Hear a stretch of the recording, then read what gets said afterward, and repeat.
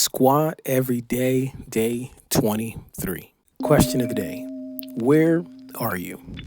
Have you taken a moment to just evaluate where you are in life right now? Perhaps growing up, you had these big dreams. Right now, I have a 9-year-old and a 4-year-old, and my 9-year-old has just constantly been talking about being a bakery shop owner. Maybe when you were growing up, you had dreams of being a policeman or being a firefighter or being a business owner. Where are you right now in light of where you thought you would be?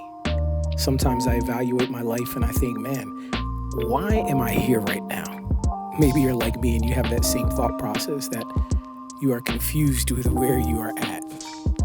If you're familiar with the story of Joseph in the Bible, you'll know that he was someone that went through some serious hardships for communicating his dreams.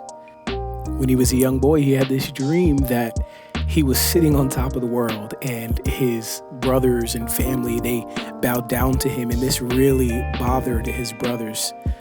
Not only that, but they were jealous of Joseph already because his father favored him. So after hearing this dream and thinking he was arrogantly saying that eventually someday that they would bow down to him, they decided to sell him into slavery. So for a time period of his life, he was a slave and he was eventually placed in prison, and he just went through trial after trial after trial. But ultimately, he's able to be on this metaphorical mountaintop, if you will.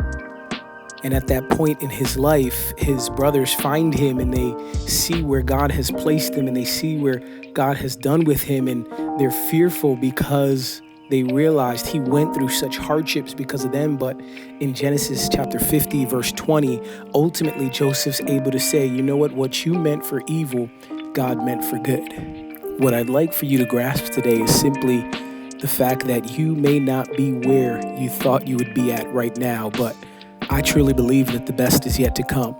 I'm a firm believer that we don't go through hardships in life just for the sake of going through hardships, but all things somehow, some way, I believe that God can work together for our good. So continue to press forward, continue to believe that you can accomplish those goals that you have set out to accomplish.